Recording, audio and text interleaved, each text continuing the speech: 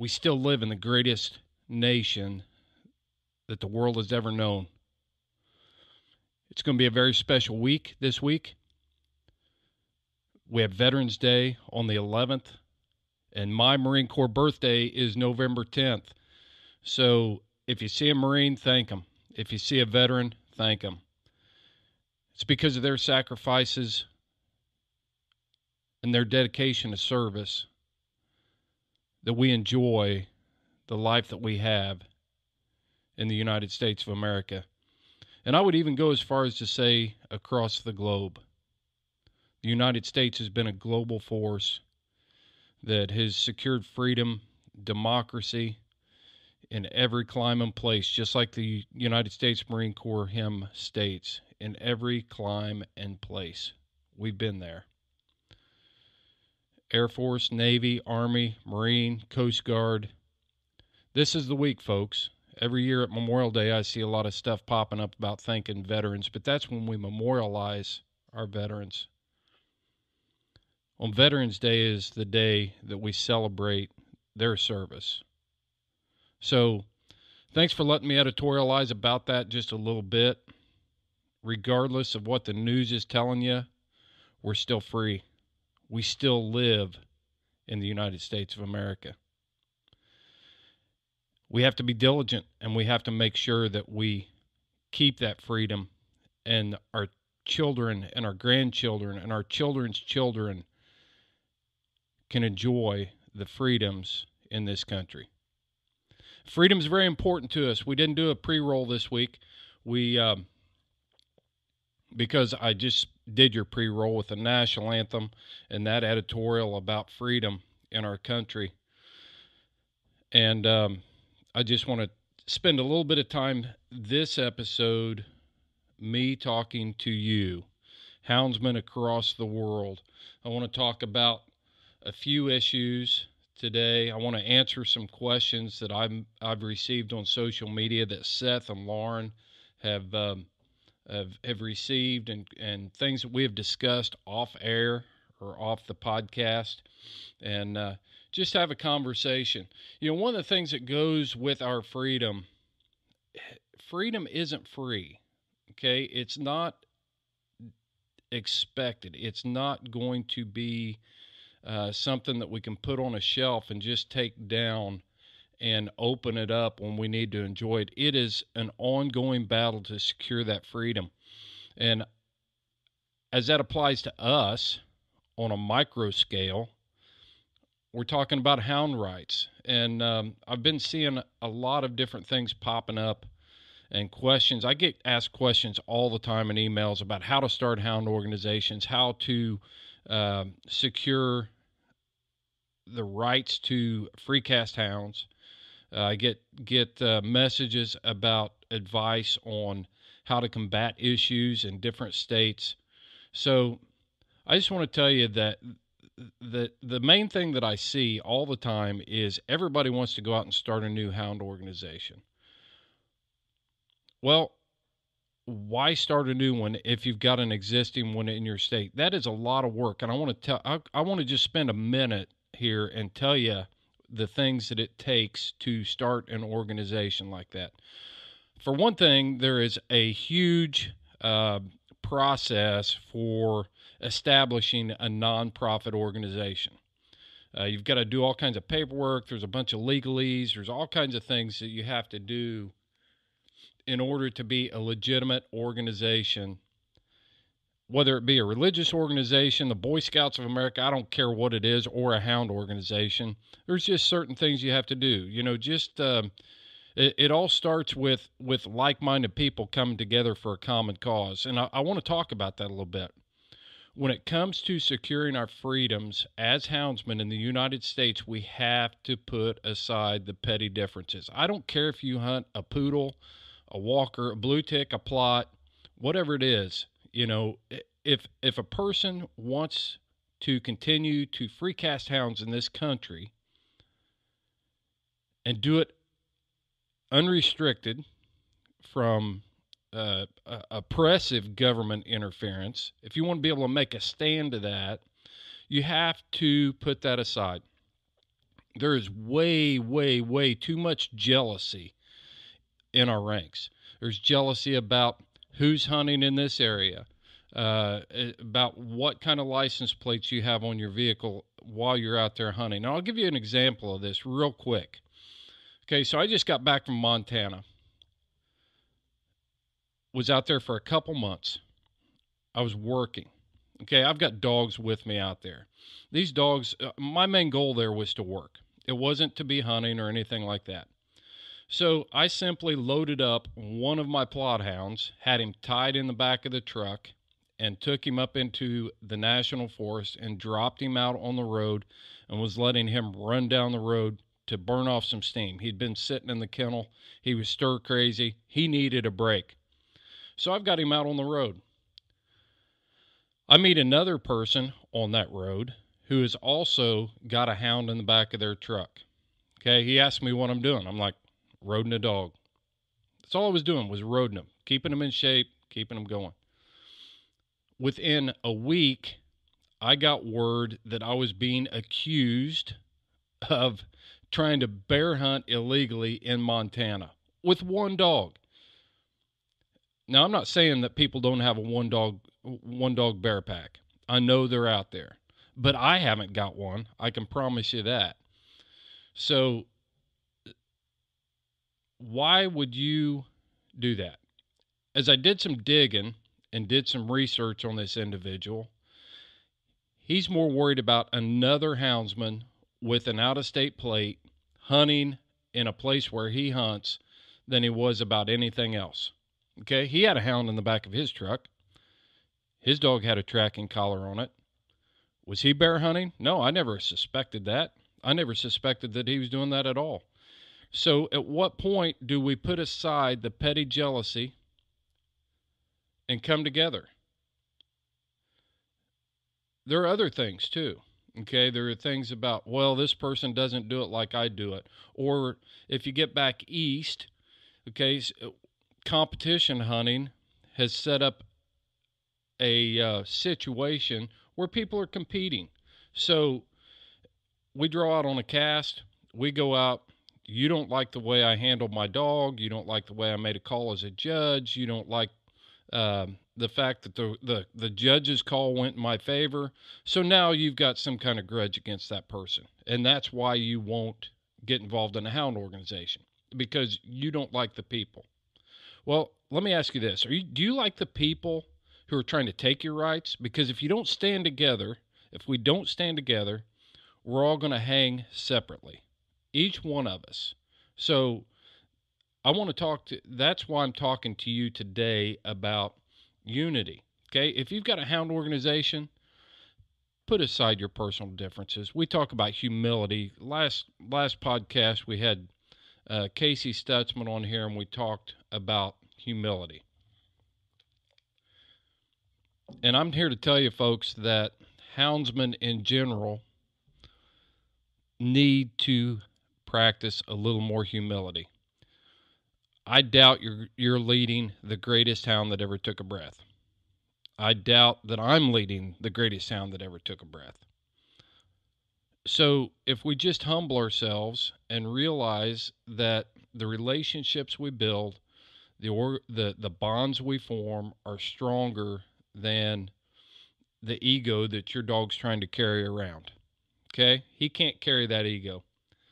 There's an old saying that a man's ego is a heavy burden for a hound to bear. And that is true. But man, we have got to figure out some common ground. So if you've got a state organization and maybe it needs help, be the guy. And I'll refer back to a quote from the Bible.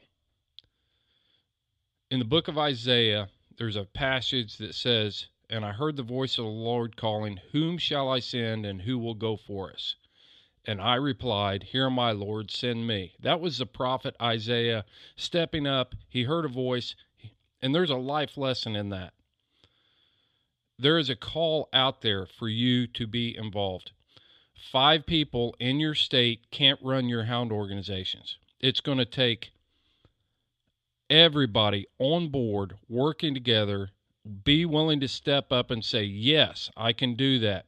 Yes, I can flip burgers. Yes, I can serve food. Yes, I can judge a cast. Yes, I can go out and find prizes for a benefit auction. All those things are so important. You may not be the guy that gets all the glory for it, but that's what humility is. You're doing the right thing, even though you may not be recognized for it. So get involved in your hound organizations. You don't need to go out and start a new one. Find the one that exists. Get involved. Try to make a change from the inside out. And you are the change. Okay? You are the one that represents that change. So get involved in those hound organizations. I can't stress that enough. There's never been a more important time for us to do that than now. And I know I've got some negative press lately about spending too much time talking about this. But for crying out loud, how can we not talk about this issue if we are not organized, if we don't have a battle plan to stand up for our rights? What other issue is out there that is more important to talk about? Nobody cares about your world champion coon dog other than other hounds people. That's it. Nobody cares about your epic bear race on Facebook other than other hounds people. State legislators don't care. Fish and wildlife managers don't care about that. But if we organize and we stand together and we make differences with organizations like Freedom Hunters, Hunt of a Lifetime, any other organization out there that has got this common goal. And I'll put backcountry hunters and anglers in there. You know, a lot of people will sit back and they'll say, backcountry hunters and anglers are shutting me out of places where I can't drive my truck. Well, put your boots on, okay? Because I can tell you that organizations like that are developing political clout very quickly, and they are setting the stage to keep hunting on the landscape. Whether you like their politics or not, whether you like their leadership or not, you have to be aligned and research those groups and get involved in groups like that. It used to be groups, and it still is, it's still groups like the National Wild Turkey Federation and the Rocky Mountain Elk Foundation and Ducks Unlimited. It's not good enough to sit back and complain that they're not working for your interest. Why should they? Why should they work for our interests if we're not willing to go and assist them, if we're not willing to build alliances with them? So I would encourage all of you, all of us as houndsmen, to stand up together and make a united front to preserve the rights that we have left. Whether it's in Australia, whether it's in Canada, Norway, South Africa, the United States, we all have a common interest here. And that is to preserve the legacy of hound pursuits, hunting game with hounds. And it's not just for entertainment. We have to be able to talk the talk. We got to be able to have the narrative, the vocabulary to speak intelligently to wildlife managers and legislators and people that we are depending on to ensure that we have those rights in the future. You've got to be able to talk about why hound pursuit is so important to wildlife management. You've got to know the 7 precepts of the North American model for wildlife conservation. If your hound organization is not capitalizing on that or teaching that to their membership, you're mistaken. We've got to be able to talk and build that relationship with the U.S. Sportsman's Alliance that's out there every day looking, keeping their feelers out, knowing what's going on in legislative bodies across the United States. We've got to be there, folks. There's no more time. We have to be involved. So that's my plea. I'm pleading with you to put aside any petty differences that you may have had with other houndsmen and do it for yourself. Do it for your brothers and sisters that are free casting hounds, and make a difference. Do it today, folks. Look that up.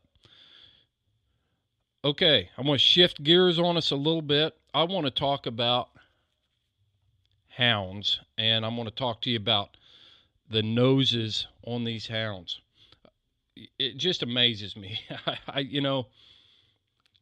I listen to a lot of different podcasts. I listen to different so-called experts on hounds, and it amazes me that the most basic principle of hunting with a hound is so misunderstood. And that's the nose. You see those comments, probably one of the hottest conversation starters on the internet is about cold nose hounds. And I'll just set this up a little bit. I spent almost a decade being a professional canine handler. You've heard that story. You've heard me talk about that in the past. But I want to get down into the nitty-gritty of noses, scent, and what scent is, and a dog's scenting ability, and things like that. Okay, our listeners have been asking for more technical podcasts. They've been asking for some more information. And scenting of your hound is the key to everything. You can't train a hound if you don't understand what that dog is trying to tell you. Okay, so I want to start by just breaking this down. I want to present this information in a way that is going to be not completely nerdy, but there are some technical terms that we're going to have to talk about here, so we understand how this dog's nose works. I also want to break it down in a way that's transferable to the average houndsman so that they can start picking up and seeing some of the things that are happening while they're out there hunting. And by no means do I have all of the answers. I don't. I'm just simply a person that has had some education that I overlaid on almost over 3 decades of hunting hounds. Okay, so I was fortunate enough to see things in hounds and then be provided training on a dog's olfactory senses, that's their sense of smell, and be able to relate that back to what was actually going on with my hound. And so I see things like, what's a cold nose? My dog's slick treeing in persimmon trees. Hey, it's springtime and it seems like my dog can't run a track. The weather changed and it's extremely dry. Can an eastern hound run a track in arid, dry ground conditions? I'm not talking bare ground, I'm talking dry ground. So I want to talk about all of that stuff, but we have to start by understanding what's going on with your hound and how that nose works. We know how Garmin's work. There's people out there that can tear down a truck and rebuild the motor to get them back and forth to the woods, but yet something about that hound's nose we don't understand. And what we do is we ask other houndsmen that don't know either, and then we get this pickle barrel wisdom that comes out, and we believe it. We believe what they're saying. So let's break this down a little bit. I just want to spend some time here, and we'll start with a very basic thing, a dog's nose. Okay, so a dog has the ability to scent and smell things that we as humans have no idea. Okay, to give you an idea, to give you some example of how much more powerful a dog's nose is than a human's nose, let's just talk about the human olfactory sense for right now, okay? So a human has about 5 million scent receptors in your nose. Have you ever walked in somewhere and smelled something that reminded you of another time in your life? Maybe it was your grandmother's biscuits, and you remember as a kid the pleasantry of smelling those biscuits when you went to grandma's house on a Saturday morning.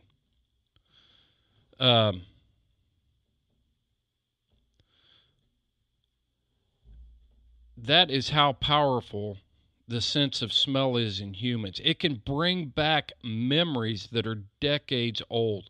Even 30 years after you smelled those biscuits at grandma's, you walk in somewhere else and you smell biscuits baking, and it takes you back to grandma's house.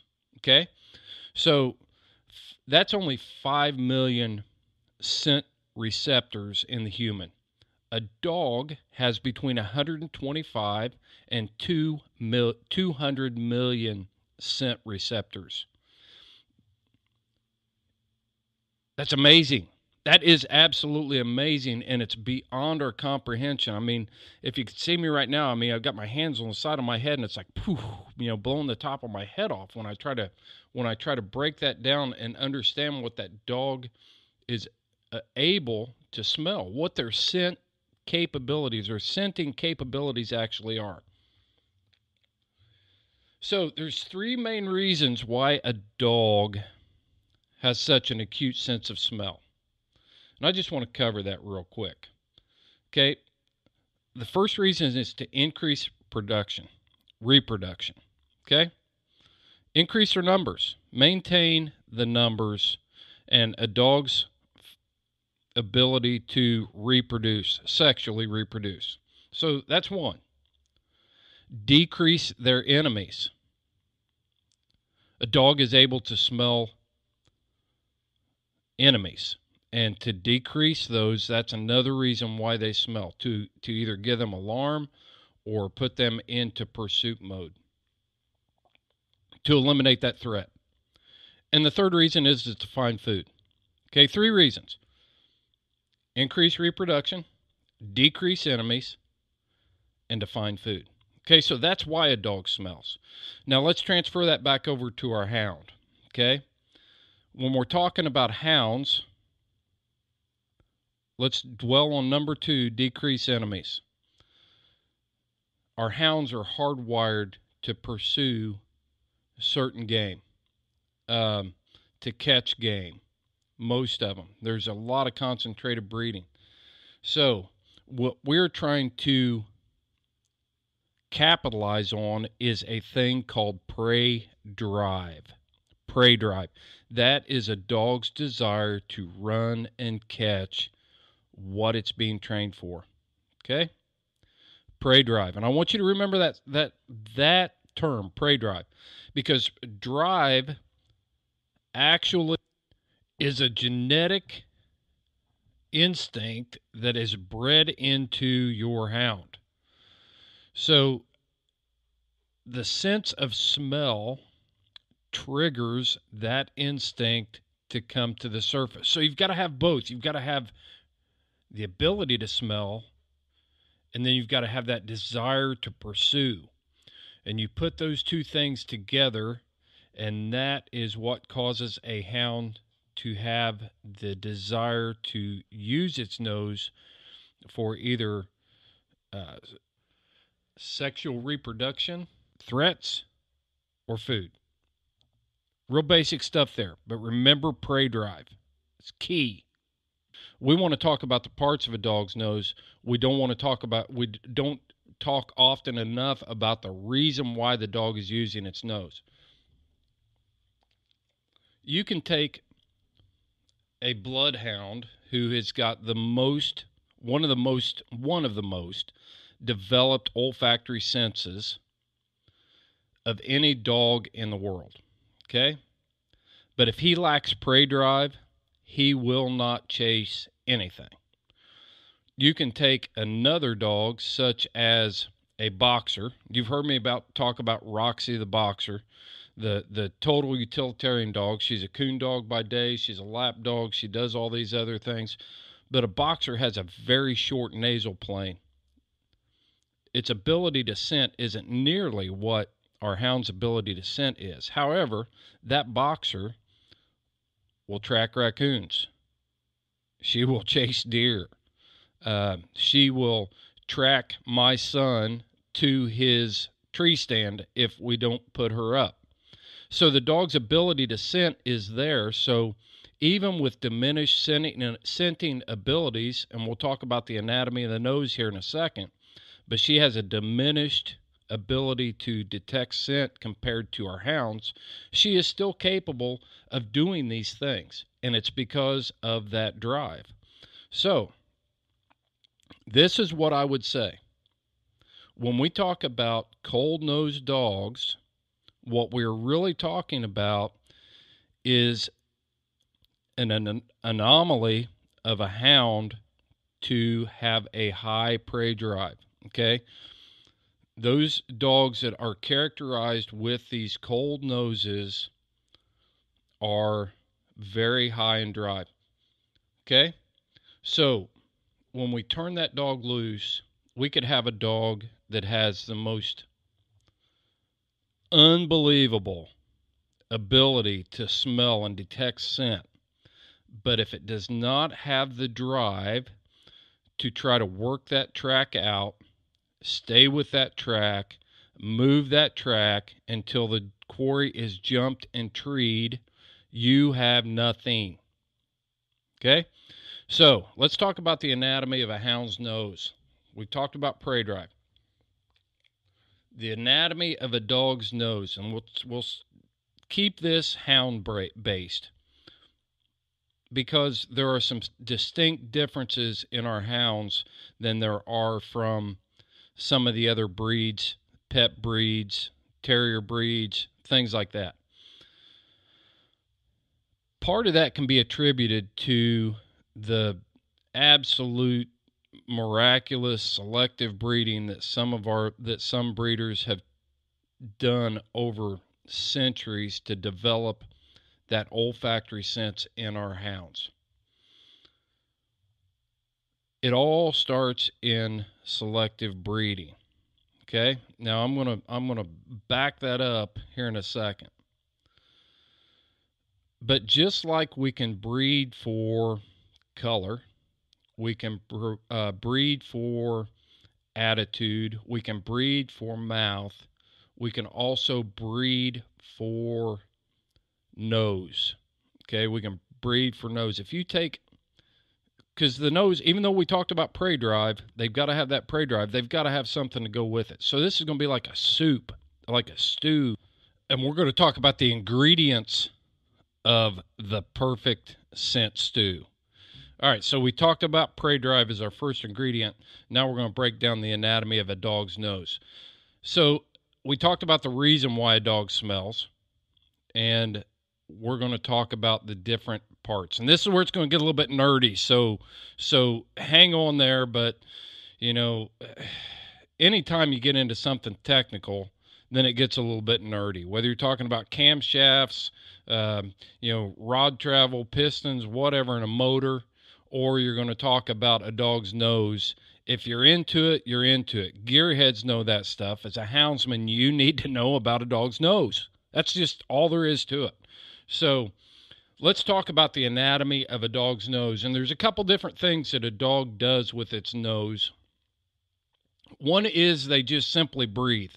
Okay, so they're bringing air in through their nostrils. It goes to their lungs. The oxygen is transferred to the blood cell, and then that goes out to the muscles, and it oxygenates the blood. Okay, so when a dog breathes, it's a very smooth path from when it enters the nostrils back down into the lungs, and then it exhales. Okay, and it gets rid of contaminants, carbon monoxide, any pollutants in the air, things like that. So it's a natural thing for life. We know that. We do the same thing. But a dog also uses that nose to sniff. Okay, and sniffing is different than breathing. Sniffing is the deliberate intake of air into the nasal cavity to detect scent. Okay, so when you're thinking about this, think about your dog's nose behind its nostrils, below the bridge of its nose and above the roof of its mouth. There is an open chamber there. And as they sniff, and I want everybody to do this right now. I want you to sniff, not smell, but sniff. Okay, that's an abrupt intake of air. And when you bring that air in, that air did not go to your lungs. That air went into your nasal cavity. And your dog does the same thing. It sniffs. So when it brings that in, it's actually bringing it in abruptly.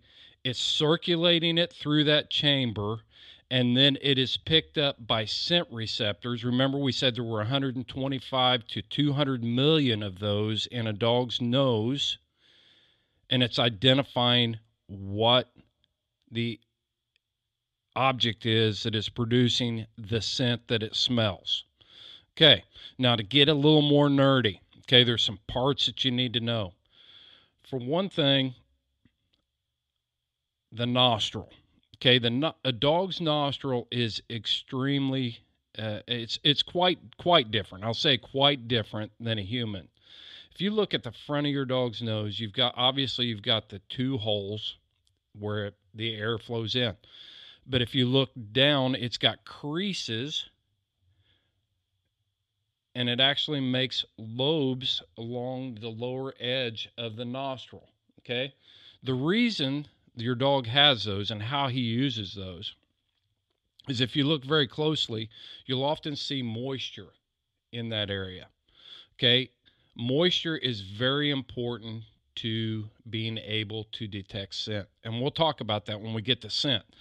But that's by design. Okay, the nasal chamber cavity has mucus in it, and as your dog sits there, that area of the nose is lubricated and it adds moisture to scent.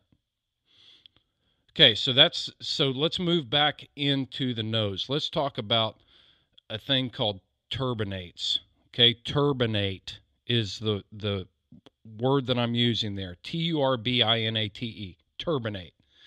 Turbinates are ridges inside that dog's nasal chamber that increases the surface area in there for it to be able to detect scent. Okay, so I want you to think about it like this. When I was a kid and growing up around hunting and things like that, rifle barrels were smooth. Okay, they were round and they were smooth across the outside. About 10 to 15 years ago, we started seeing rifle barrels become fluted on the outside. Okay, the reason rifle manufacturers flute the outside of a rifle barrel is to increase the surface area so that barrel can cool down faster. Okay, so when we transfer back over to the interior of a dog's nose, the reason they have ridges inside their nose called turbinates is to increase the surface area where scent receptors can exist. People don't have as many turbinates inside their nasal chamber as a dog. God crunched them all together and increased that surface area so that they could smell more. Okay, that's really what we're breaking it down to. More surface area, more scent receptors are capable of being in that confined space, and it increases their ability to smell. There's another thing called a philtrum. Philtrum is a lateral crease that goes from the tip of the nose, we're on the exterior part here, goes from the tip of the nose, and then it looks like a crease in your dog's lips, and it goes down to the very leading edge of the lip right there. And that's a crease, and that crease is there by design. Okay, that crease is there to gather scent particles and keep them available in front of the dog's nose so that it can be taken into the olfactory senses. Mucus will keep those areas hydrated again, but basically that's a scent collector. Okay, that's the place where they are collecting scent and keeping it available to their nose. So once it gets inside the nose, it's wrapping around in there, it's hitting those turbinates, it's determining what it's smelling, hitting those scent receptors, And a dog's ability to scent is based, this is very basic, but that is how your dog's nose is working. Now, I'll go a little bit farther with the ability of this nose and some of the things that are in there. I want to talk to you a little bit about the scent chamber. I want to talk to you about a duct.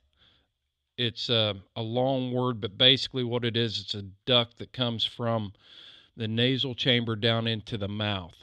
So scenting and tasting are very similar, very closely related in our senses and also in your dog's senses. So a dog is actually capable of tasting scent. And I want to talk about that a little bit. If you hunt in the West, the Southwest, I've seen this. You will often see dogs licking rocks. Okay? They'll lick rocks. You don't see that much in the East, and there's a reason for that. But a dog will lick rocks when it's trying to find scent. There's a couple reasons why he's doing that. For one thing, he is bringing that in to his mouth along the nasal plane there, the underside of it. It's being absorbed into the duct. He can actually taste that scent. The other reason is he's trying to add moisture to that scent to make it more detectable to his nose. Now, I said you don't see that in the East much or in the Northwest because our ground isn't as dry. It's just not as dry as what the Southwest is. Every place has its own challenges, but moisture to regenerate or keep scent alive in the East is not as prevalent or needed as it is in the arid conditions of the Southwest of the United States. So that's why you'll see a dog licking. They're trying to taste the scent, but they're also trying to rehydrate it so that it's available to their olfactory senses. All right. So that's how your dog's nose is working. And then he's transferring all that information, okay? All those nerve receptors are collecting all that. All those scent receptors, those cells are communicating with your dog's brain, which is almost 80% dedicated to his sense of smell. All right? So it gets processed right there. And then if he has that prey drive, boom, he's going to be able to determine what that scent is, and he's going to have a desire to follow that scent. So that's what's going on with your dog's nose when he's out there sniffing around. Now, why is that important for you to understand? Well, I think it's the most important thing that you need to know, because without the nose, as our friend Gary Robertson says, there's a lot of things that have to happen on that track before they ever bring that game to tree or to a bay. He has to be able to follow that. He can't do that without a developed olfactory and the prey drive to follow that. The next ingredient that we need to talk about is scent. I think a lot of times people misunderstand what scent actually is. And I'm not trying to make this a biology class or a technical talk about chemistry or anything like that, but we have to understand how these things work. And if I can give you a little bit of information and then you can see it as you're out there hunting your hound, it will make you a better houndsman. It will make you a better dog trainer because now you can speak the common language with that hound. Now when you see something, you'll maybe be able to understand why things are happening the way they're happening. And I'm not here to discredit the old-time houndsmen, okay? Those old-time houndsmen didn't have the scent or the science that we have in 2020. It just wasn't there. So they learned it in the absence of science. They may not have had all the technical terms. They may not have understood everything that was going on. But simply by being out there, hunting hard, paying attention to their hounds, they developed theories about scent that are still true today. And I'll give you an example of that. So when I was about 15 years old, and I didn't have my driver's license yet, We were out coon hunting, and I was with an older gentleman who had been hunting for several years and was gracious enough to put up with a 15-year-old kid and his pup to take him out coon hunting.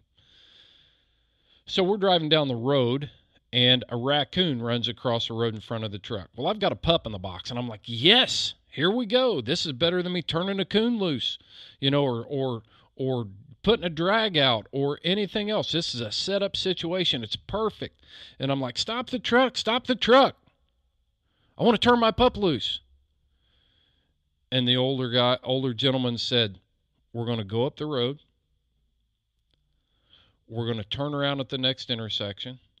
We're going to come back here, and we're going to wait for 5 minutes before we turn your pup out. And I'm like, what?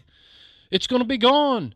The scent's going to be gone. How am I ever going to do this? I've got a perfect opportunity for my pup right here. Let's turn loose. He's like, be patient. Your pup won't be able to run that track if I slam on the brakes right here and throw him out there. So we went up the road. We did that. And I'd tried this before, okay? Never understood why I couldn't do it because I was 15. Should have known how to do it because I thought I knew everything.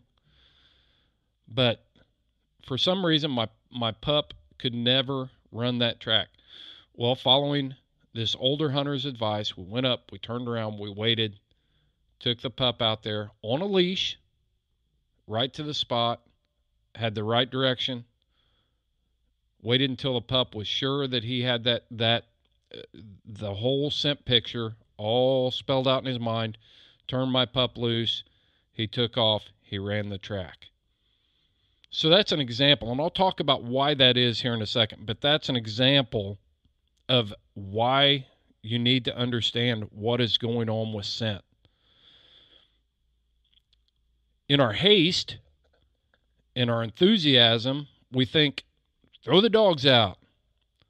Well, sometimes that's not always the best measure, and sometimes it's more devastating to a young dog than being a little bit patient and listening. But that's also an example of how the old timers, this guy didn't have any education in scenting. I was fortunate. I went to, I don't know how many hours of training we went through. I trained with the Royal Canadian Mounted Police, who are renowned worldwide for their dogs. I trained with the German Federal Police and their tracking dogs and different, I was fortunate to have the education to go along with experience. This guy just had experience, and he had figured it all out on his own. How cool is that? The Lee brothers in the Southwest developed theories about scent and how they determined what a dog was doing. They didn't have the science behind that when when they were hunting, when they were just starting out.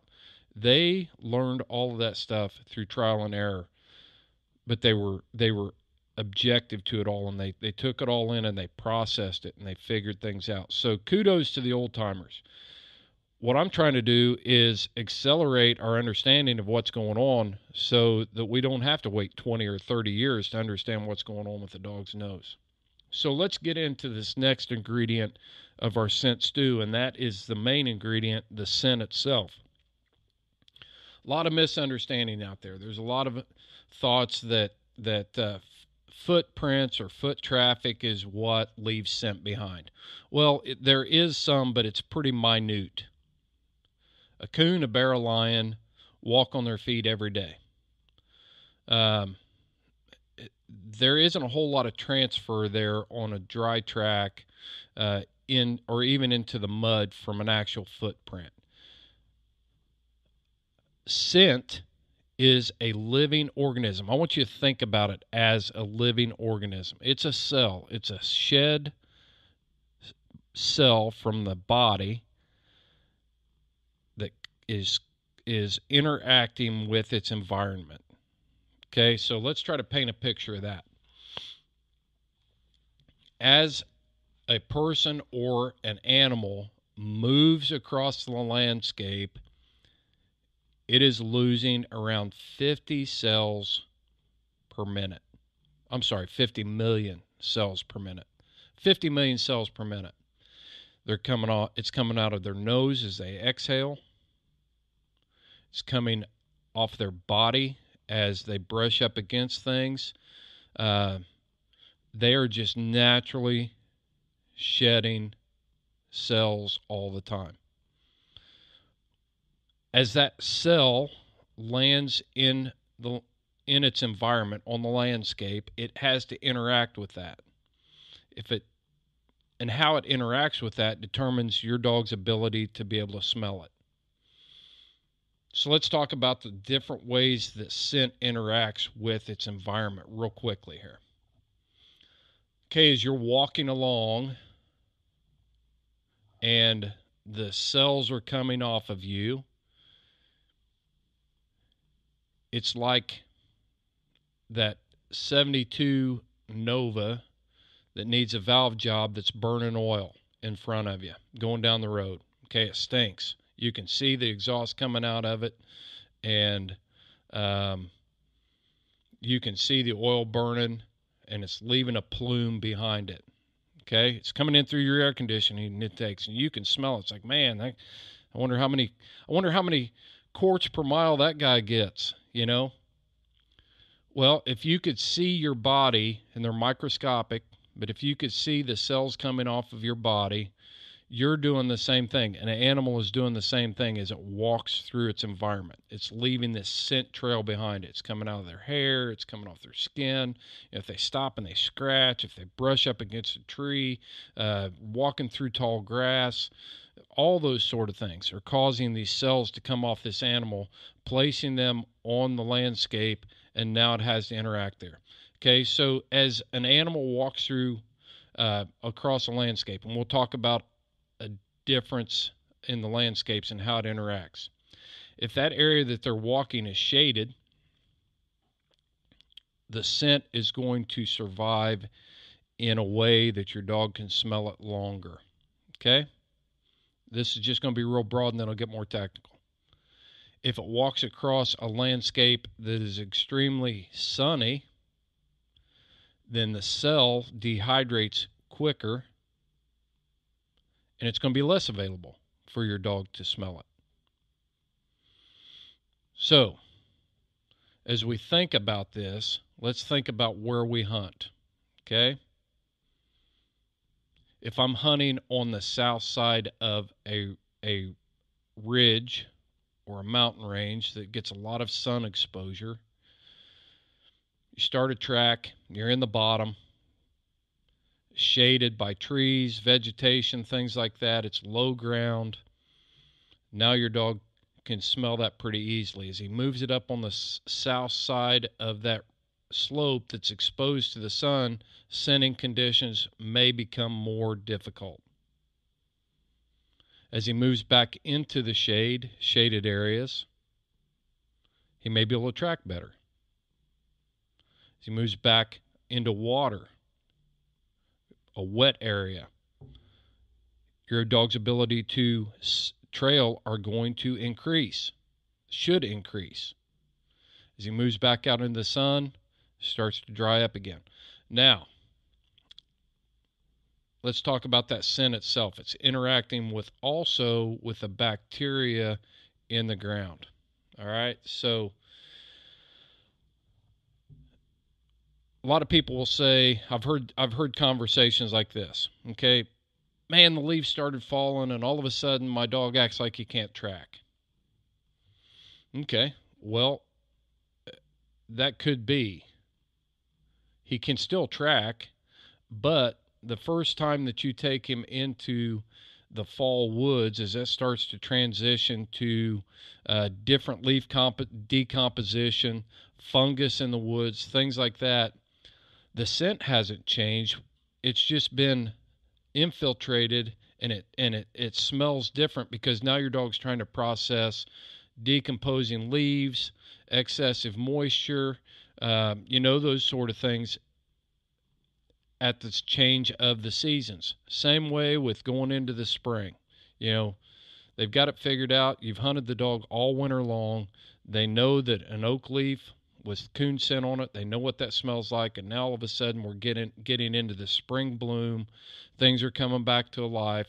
Bacteria, spores, mold spores, all this other stuff is really coming on strong. And it just presents a new challenge to the dog and his ability to scent. Keep hunting the dog. He'll be fine. Be patient with him. There's no need to rush in there. There's no reason for you to become discouraged. If he's got the drive, the prey drive, remember we keep going back to that word, prey drive, to pursue game, he will figure it out. Now, you may need to get in there and help him out a little bit and give him some encouragement, but patience is the key. We can't control that. We can't control how much moisture we get or decomposition in the woods. But one thing that we can be here is a leader in this situation for our dogs and give them encouragement to figure it out and be patient. Be patient. So some of the environmental factors that are going to affect scent as they come off of this living being. Ground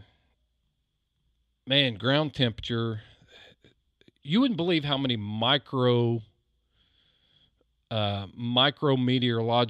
situations there are in the first 6 feet, from ground level up the first 6 feet.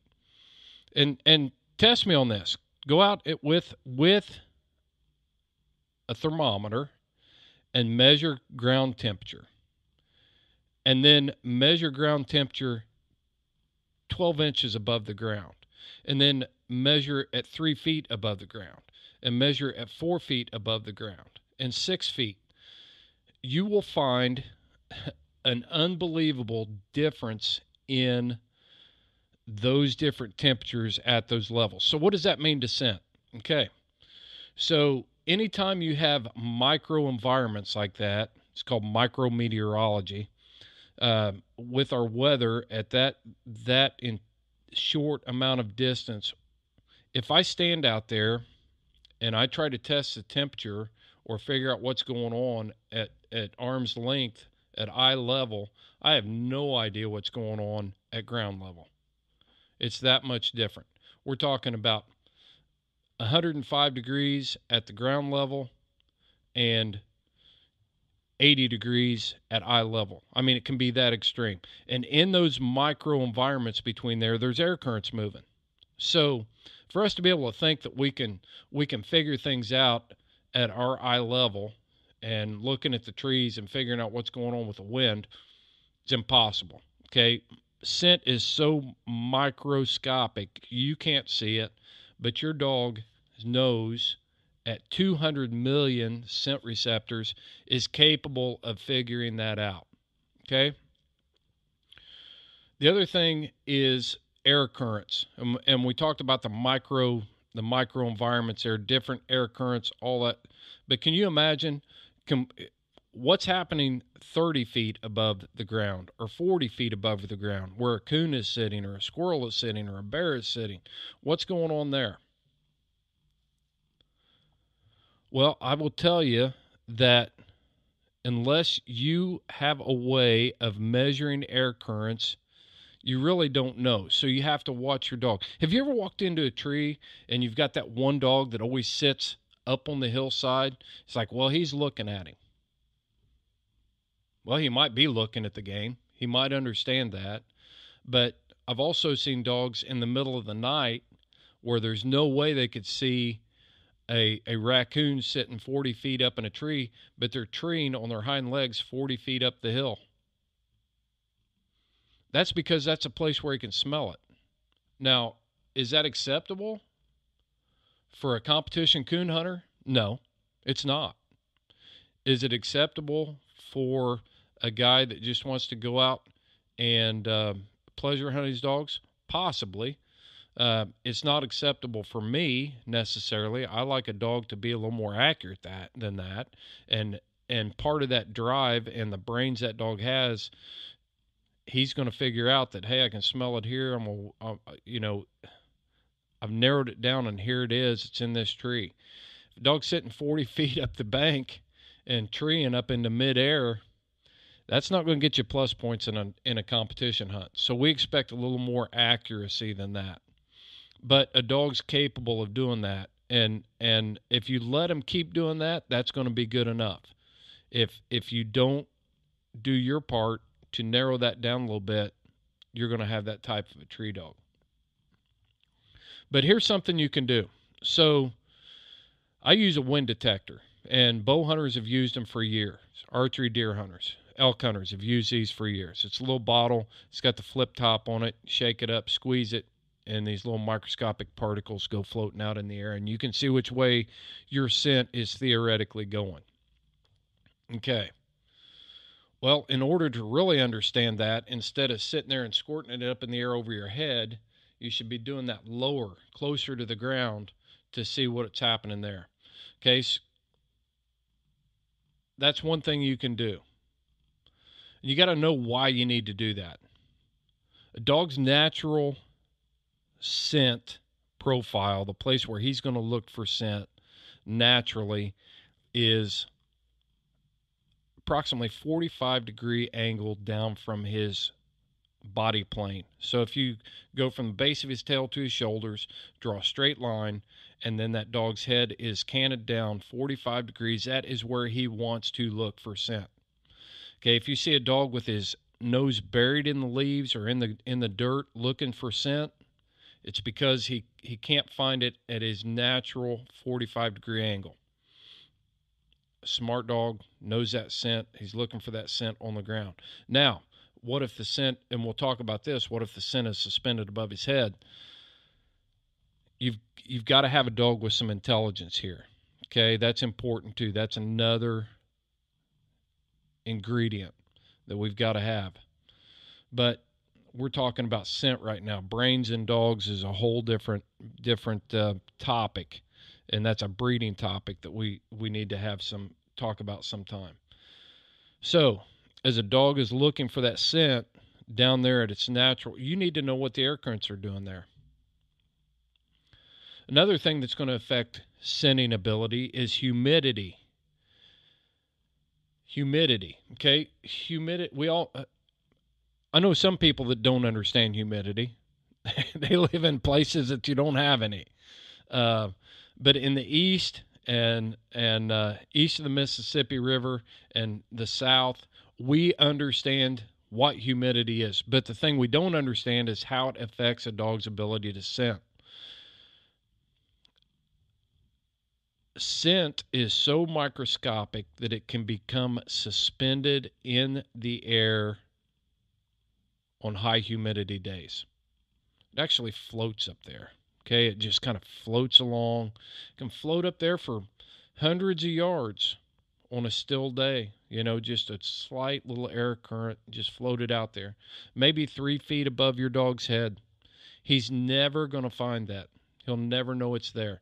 And remember, we got to back up, because as a person or a creature moves through its environment, it is actually pluming up off of the body. You know, it's not down there in that 8 to 10 inch area off the ground where that dog naturally wants to look for it. It's being plumed up behind him, and on high humidity days or nights, it is slower to settle to the ground.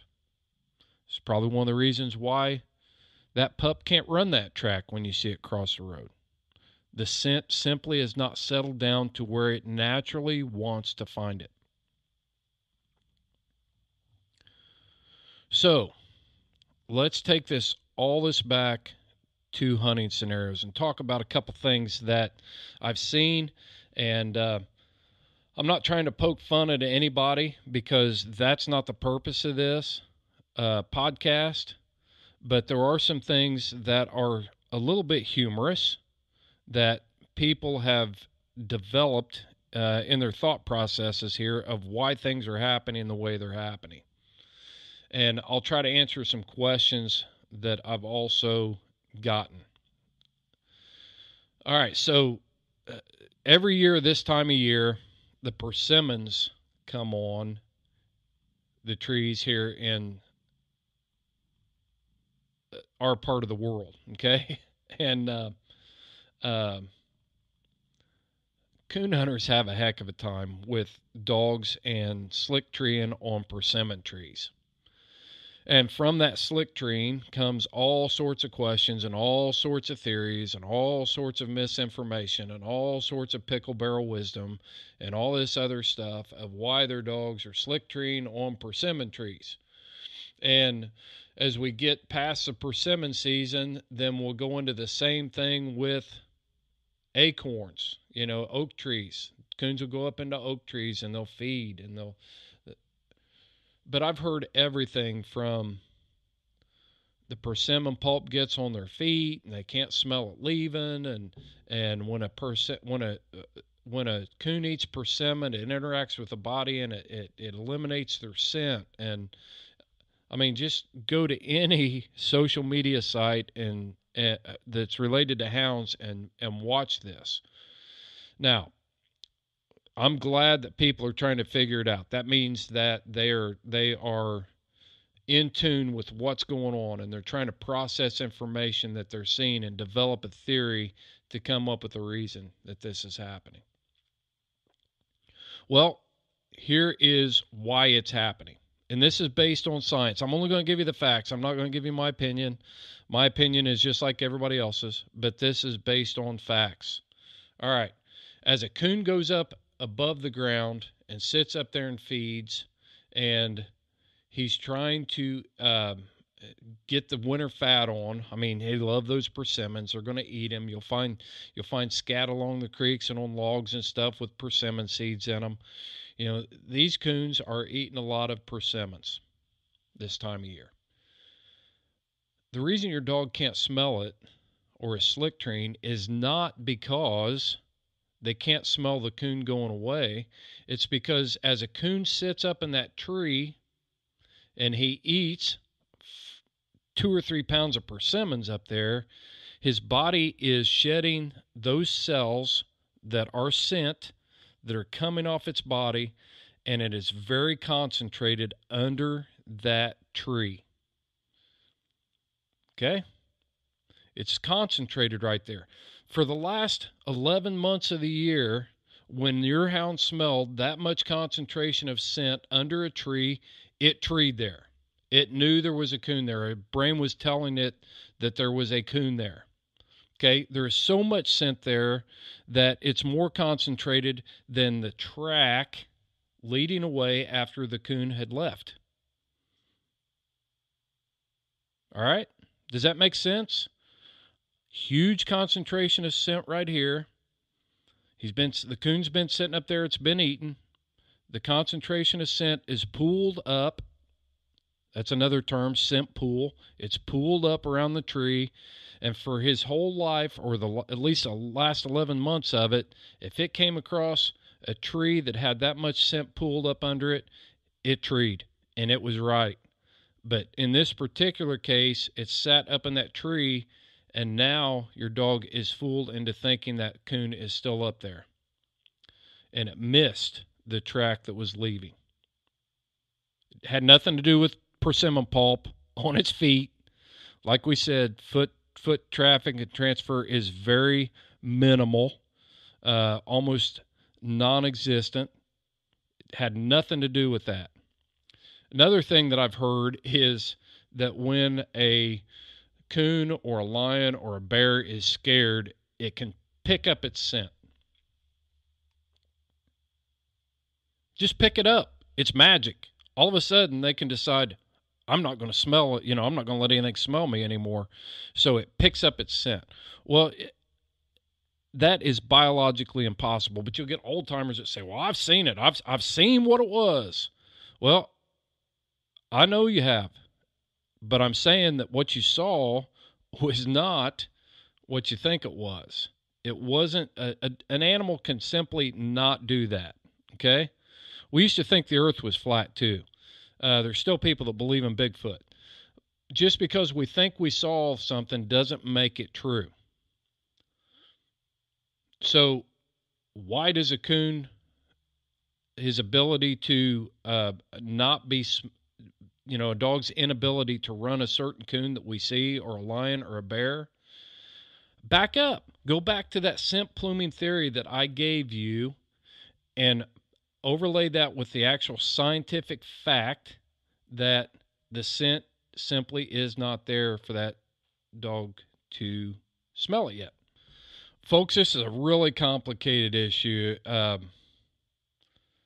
It's not really complicated. It's just very technical, and I've just scratched the surface on scenting, the dog's ability to scent, how scent interacts with its environment, all those things. And I just simply can't cover it all in a single podcast. So I want to encourage you to pick up a couple books, and you can just have them as reference books. These books are very technical, and they'll put you to sleep if you're not really into this. But the first one is a real simple book. It's actually a booklet, and it's called Scent and the Scenting Dog by William Sirotuk. A lot of diagrams. It really breaks this thing down to scent and the scenting dog. Talks about the dog's nose, but that's a good little book to have around for you to look back on as you're observing your dogs doing different things. And if you read this book and then you hunt, you'll start to understand some of this stuff. You'll start to speak the language, as Primos Game calls it. You'll be communicating with your dog at a different level. So Scent and the Scenting Dog by William G. Sirotuk. And then a little more technical book. Again, it's written by scientists, but it's called Scent, Training to Track, Search, and Rescue. It is a search and rescue type thing, but it really breaks this down so that you get a better understanding of the dog's anatomy, how that nose works. You're going to see a lot of big words in there that you may or may not be able to pronounce. I struggle with them as well, even though I've heard a lot of people use them for years. But so this book is called Scent, Training to Track, Search, and Rescue by Milo Persol and Hugo Verbruggen. Easy for him to say. His name is almost as complicated as some of the scientific terms in this book. So 2 books for you: Scent and the Scenting Dog and Scent, Training to Track, Search, and Rescue. 2 great books. It ought to be on every houndsman's shelf. You ought to have a basic understanding of what they're trying to say. There's some more modern science that's already come out since these 2 books were published. But these will give you a very good place to start and an understanding of what's going on there. And it'll make you a better houndsman. Seriously, it will. It'll make you a better dog trainer. It'll make you a better houndsman. Everything we're doing with these hounds is based first and foremost on that olfactory sense, their ability to scent. Don't pass up the opportunity to expand your knowledge. Hunting stories are great to share with your buddies and stuff like that, but there are better places to get information about what's actually going on with scent and the scenting dog than off Facebook or social media. And again, Scent, Training to Track, Search, and Rescue, and the other booklet is Scent and the Scenting Dog. They are going to be the episode cover photos, so you'll have all the information right there. And then just a really simple little thing that you can buy to help you kind of start picturing.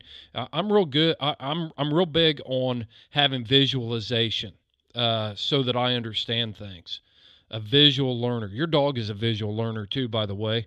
They learn by watching. That's a whole different podcast, but visual learner. So another thing I would encourage you to get is a wind detector that is available for archery hunters. And I picked up one at the farm store. It's a dead downwind wind detector. It's full of a bunch of little powder. Just shake it up, puff it in the air and you can see which way the wind currents are moving. So real basic stuff. And then one thing I would encourage you to do is if you really want to get down on the and get technical, when we were canine handlers, we had to log every track. Okay? We had to put in the date, the time, the weather conditions, including humidity and barometric pressure and temperatures. We had to log all that stuff. We did that so that we could develop a baseline and expand our understanding of when our dogs could track optimally and when they struggled. And you can't do that if you're going, well, it was kind of rainy last week. It was kind of sunny maybe that one day. The snow conditions were this, I think. I don't remember for exactly, because what do you have for lunch? Oh, I can't remember that. But if you will log those things, and you can do it with stickbowoutdoors.com, has the Hound log. You can go through and log every single hunt using that and get a better understanding. We're all about preserve, protect, and promote around here. We don't want you to be frustrated. A lot of times this stuff can be frustrating for you, and we want to talk to you. I wanted to spend some time talking to you uninterrupted about scent and the scenting dog, and get some information, dispel some rumors out there. And I'm glad that you guys tuned in with me today.